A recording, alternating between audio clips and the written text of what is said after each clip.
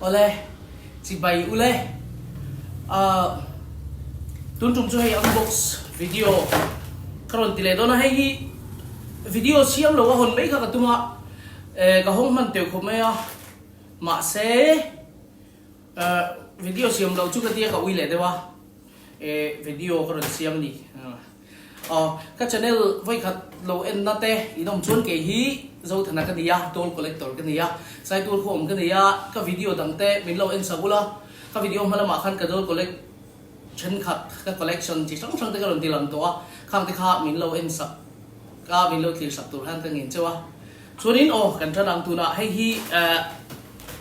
ang lo graceful toys rang khan nia graceful toys ka Mizorama imported hard toys second hand ho kha ho nei thi te khan nia toys ori de wang ho kha lom de kan lo nei ve ti nan kan ti khanin second hand nan hong china tu na po hian hei graceful toys rangin karon unbox lo ni tu na kan thanang kamu chọc tổ lông hay mo kamu chọc tổ lông ngóng này tu na kan lâu nang hey hi anh lâu My Little Pony Playhouse nia cho nên hey hi inside thâu anh ấy video han kan ron ti chiang le nga wow ni me hey pony collection hay là mà te kan nei mo to khang hong nei khan moi don em đi ta My Little Pony ron chom boka wow chuan cái cả dọc khá cả em léo come on anh liền tụi cái thì kim tầm lúc còn lần đầu tôi xem yes hey anh đi lại boka wow cái vấn đề hey boka nice ngắm hey Little Pony My Little Pony how kha background kha how background a big job tumti don mi background tang han kan bang thinga a display dan kan chadon em My Little Pony hi pani aron chomani Little Pony hi chu kan nga sa sim chua kha wang khanin chuar pakhataling tham chu kan nei to Little Pony hi chuan next chuanin hei ka mu chak to stock sa nice hei hi LOL khar le nia hei hi nice ngong ni hei phei chu hei ala thar thalu to ka chei that po ngai lo hei hi Amazon a lo en chinula Amazon a khanin sang kwa tivel de khaniang ma se hei second hand kan janga vel bor khan kan le theita kha second hand group a thage na nia inom ve du chun ka soi le soi hu number te kha lo da ula ani lo pon inom ve du thu kha mi lo silol group link te kan thon chunga join ve reng the ni chuanin hei LOL hei te hi a thar le don la chun kan le phak mi lo nia so ni next hian hei LOL tho ania hei hi akke bunga nia hei akele lama nei lawa chuan azur tunu hian mi ron present nok me hei kalom he mai ha hei kele lam khan nei ta tlat lo ni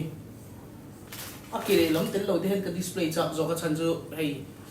disable ang te ole ka lang tur khan mo ai no mo akke ti ang hol na mo kan siam chop sang nga hei hi LOL an lia ma LOL lo theng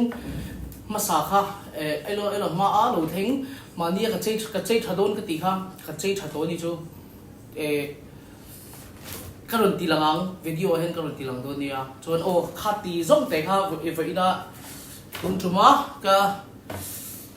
ron unbox thei te chu nia video siam lo aya karon siam ani chonin tu da hin ka dol collect thau karon tilang le joi ka min lo clear sak do dia chuan video tom na karon lang to lo me nga atom nan kalau da mai do nia vain ka video en tu te la ka chunga kalom em min la subscribe lo tam min lo subscribe ve tur han karon som chewa tin unbox video cho ani do lo video hianin antinan chi song category sang thanin en tin ya niang kala soi si lo wang na kina video tharte kalon nei le zel do nia kalome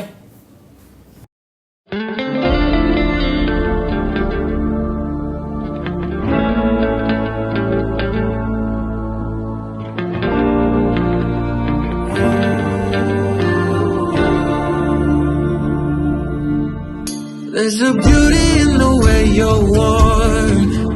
and the sharpness of your thorns, so vibrant in the imperfection.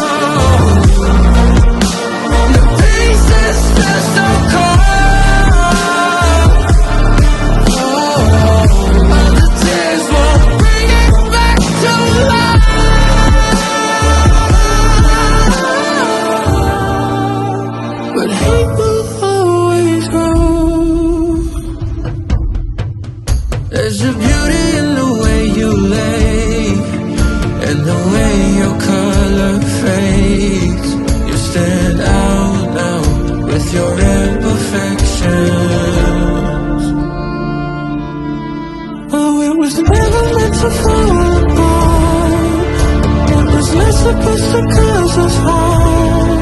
but these days all I do is wonder, is it better now that we can start again? 'Cause in the pain there's something real. All that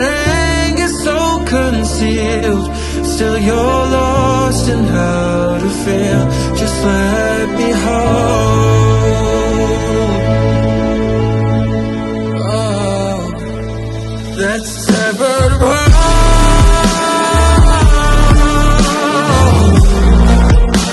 The pieces still so cold. Oh, all the tears won't bring it back to life.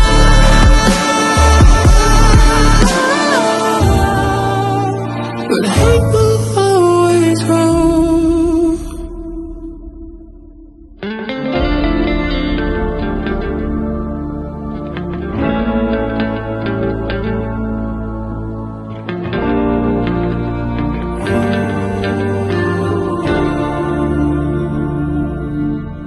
There's a beauty in the way you're worn, and the sharpness of your thorn.